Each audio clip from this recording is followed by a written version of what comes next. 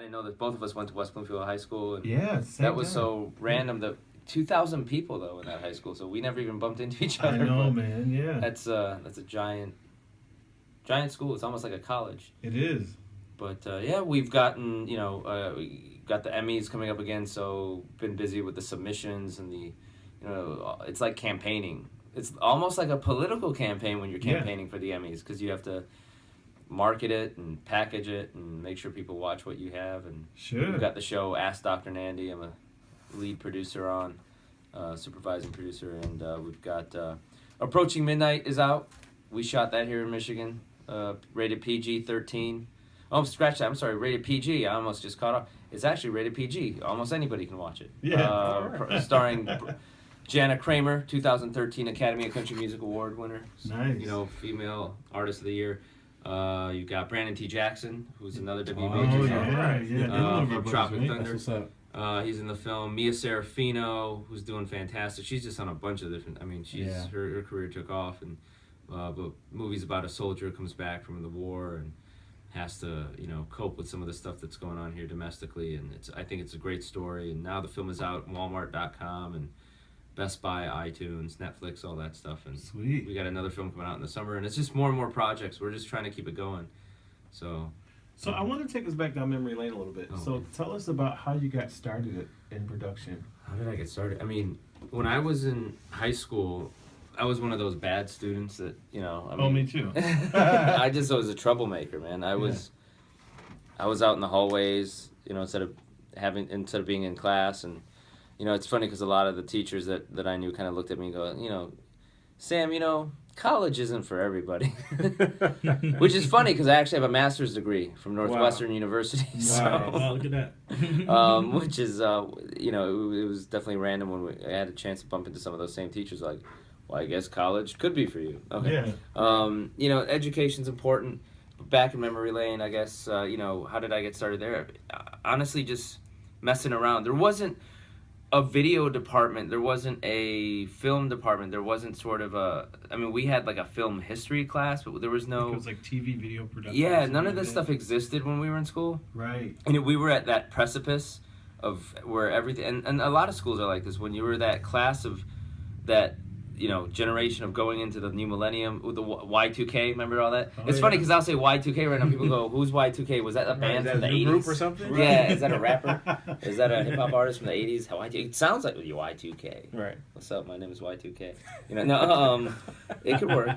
No, it was a generation where we were just transitioning, and we didn't have editing equipment. We would take 2 VCRs. Jerry rig them together, and so it was all kind of like pressing record, pressing pause, pressing record, pressing pause, and that's basically how we edited our movies. We would get footage on a VHS tape and then press record and pause, and that's how we edited. And I mean, I say that right now, people think that sounds silly. Like how old are you? But it's amazing. VCR, what's that? A VCR. It's amazing that in 10 years, where have we come? Like just. When's the last time you saw a payphone? That's what I'm just wondering. I saw one. I rode past one the other day that was still working. Wow. I mean, a payphone. A payphone, what is that? You put quarters in it and you can make a call. Right. There used to be a day you ran out of quarters. Right, right. Hey, I need some change. Right, I need some change for this phone call. So, yeah. But that's how it started, just messing around like that. So, we Brandon and I actually, we used to just make these little short films that didn't make any sense. So. Let me ask you this. I wonder if you remember this. And when we were in high school, Brandon and I used to do vaudeville. Vaudevilles. Do you remember that? Yes. Vaudeville was like our version for the people out there. A vaudeville show is kind of like a variety show. Yeah. It takes its heritage all the way back, to Broadway in America. But we would have our own version of it that would kind of play off like an SNL. So we had a series of skits. And the cool thing about vaudeville was you didn't have to be a theater student to participate, and it would open up to anybody, and then everyone would come and do these, like anywhere from 60-second skits to 5-minute skits, and sometimes there was some borderline rated R skits. Oh gosh, we really pushed the envelope. And the thing is that I didn't take a drama class until like maybe senior year, but I was able to do vaudeville because it was open to everybody. Oh, it was lovely. But it was cool. It was one of those things that.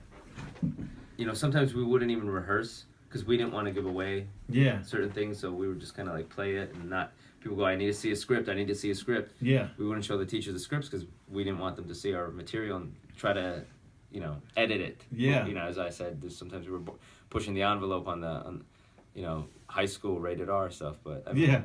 I was just back there yesterday for the Orchard Lake Film Festival and with all the students, and these kids have come a long way with some of their equipment and their gear.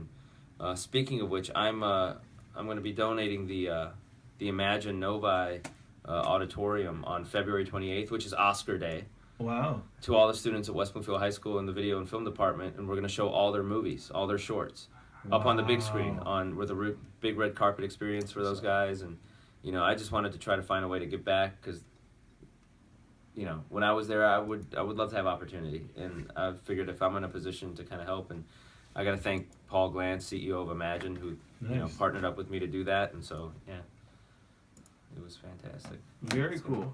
So tell us, what new projects are you working on right now? Well, we've got. I mean, there's some stuff I can't say. Understood. But I'm going to touch on it just because, it could be really exciting. If people keep asking me about the Michigan Film Incentive, like, because it's gone, does it still? I should mention, I was a production manager on Brick Mansions with the late Paul Walker, starring the late Paul Walker. That film, we brought it to Detroit, and it shot Montreal and Detroit, but the film took place in Detroit, in a futuristic Detroit. And we brought the film here, and the film was not incentivized. But the film, for me, it's like my job has always been to solicit and promote where I'm from, even to the other film producers that I work with and colleagues, and say, hey, you want to make this movie? Yeah. Come to Detroit, check out Motown. We got a lot of history, we got heritage, this is a true American city that can play for anything. Sure.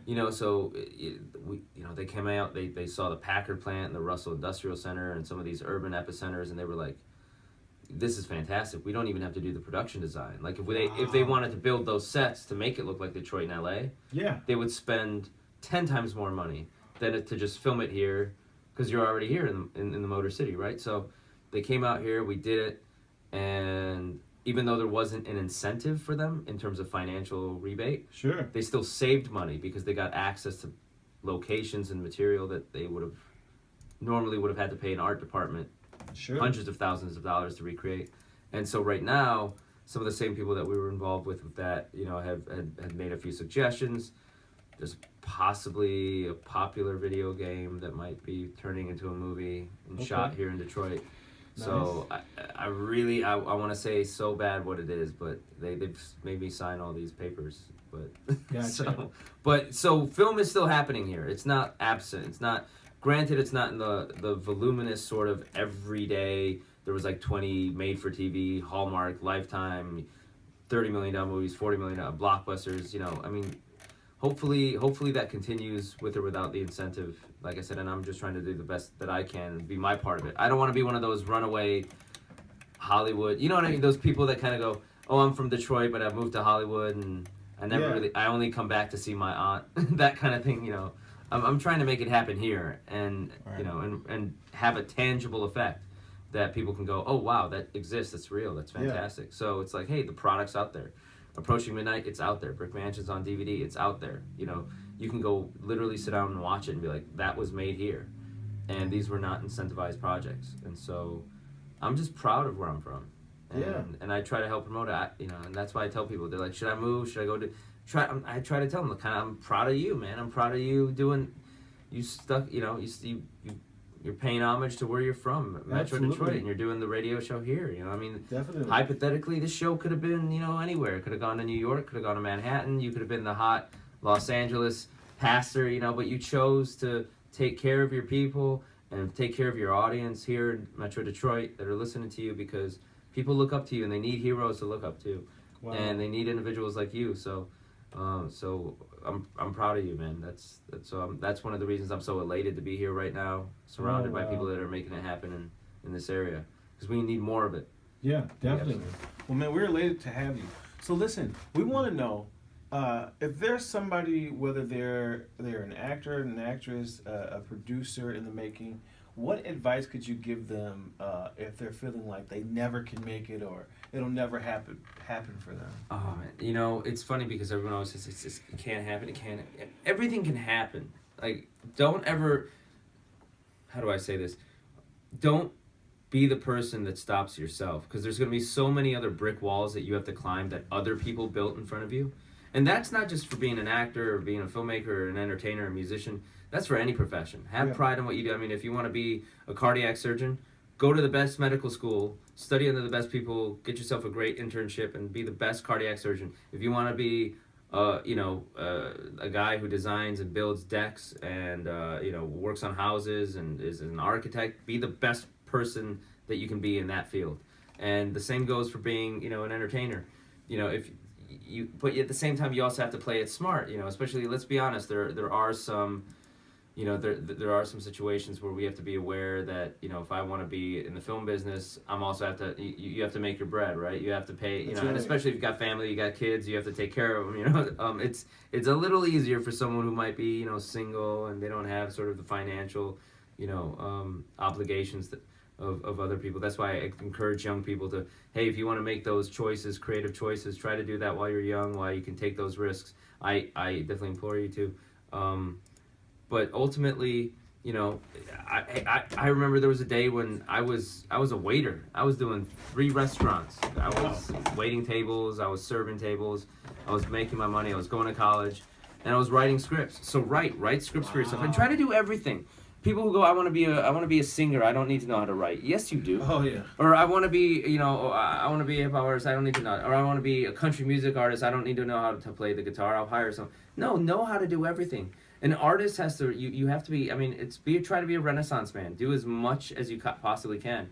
Learn about everything. Learn about every subject. Be a mathematician, because some people go, what do I need mathematics for? Well, guess what? If you're going to turn this into a business, you better know how to do your own accounting, because Absolutely. you need to be able to take care of it. Think about the artists that we look up to, whether it be Steven Spielberg in companies like Amblin and DreamWorks, to the music world, someone like Justin Timberlake. Sure. These people are their own best friends, right? So they don't need accountants because they know how to handle themselves. Do they have them? Yes.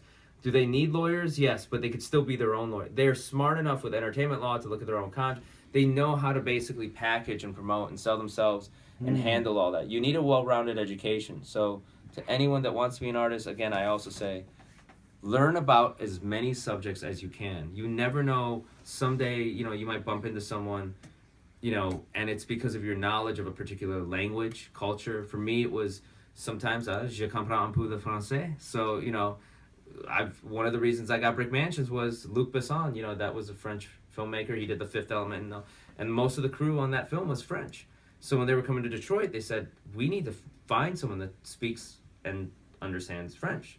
So that film I likely may have not gotten, because if I hadn't known another language. So that's why I tell people, learn them as much as you can about as many different subjects as you possibly can, because that makes the best well-rounded person. Best well-rounded person becomes the best well-rounded artist in any particular field. You can't tell a story unless you have a story.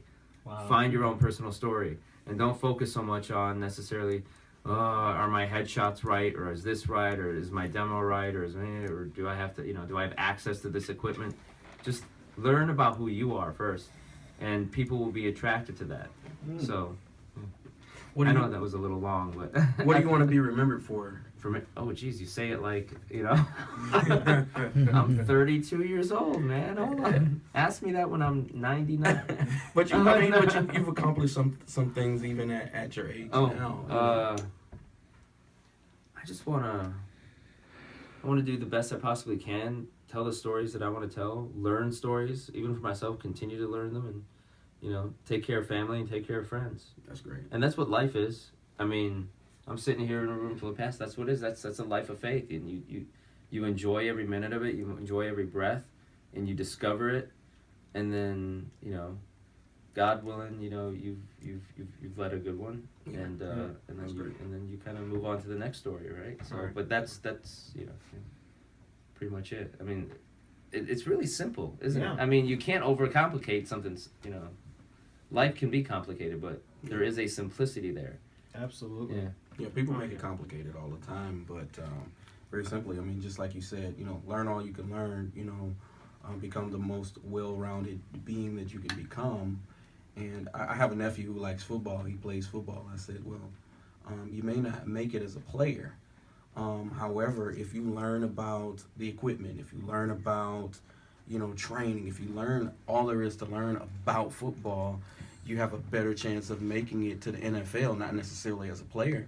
But there are plenty of jobs. I mean, there's other people. There's other jobs in the NFL. Yeah. I mean, you could go get a finance degree and work in finance for the NFL. You could go, learn how to do PR and you're doing PR for the NFL. You could, it's a business like any other, so it has all kinds of departments. It's departmentalized, and you can work around the people that you have dreamed to always work around and be a part of a sort of being a part of that structure and that and the architecture of what creates the so absolutely, not to get too hung up on I'm not doing this so I'm not happy.